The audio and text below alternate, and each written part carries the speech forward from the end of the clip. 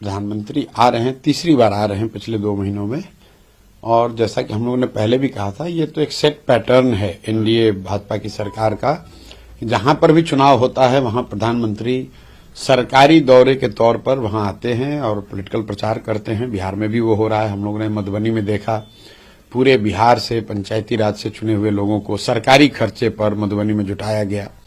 उसके बाद अभी विक्रमगंज पीरो के एरिया में उन्होंने एक बैठक करी और अभी भी जो बैठक हो रही है जसौली सिवान में, वहां पर भी यही हम लोग सुन रहे हैं कि पूरे इलाके के सारे स्कूलों को, सारे आंगनवाड़ी सेंटर्स को, सबका गाड़ी बस सबको व्यवस्था देकर सरकारी तौर पर इकट्ठा किया जा रहा है।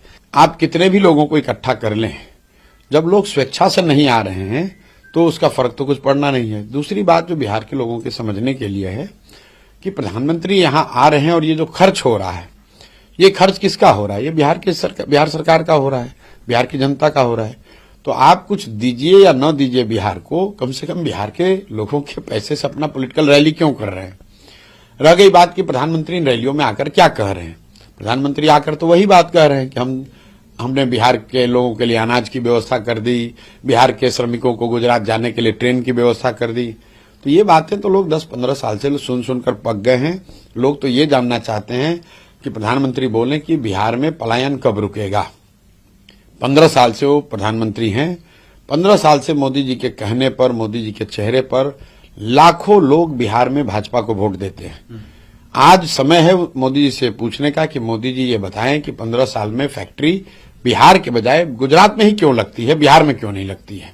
ऐसा कैसे है कि बिहार के बच्चे ही मजदूरी करने गुजरात में जाते हैं? कुछ लोग कहेंगे भाई यहां तो राज्य सरकार का ये मामला है। तो भाई राज्य में भी मोदी जी का ही सरकार है, राज्य में भी नीतीश भाजपा की सरकार है। तो मोदी जी और उसी राज्य सरकार के प्रचार के लिए मोदी जी आ रहे हैं।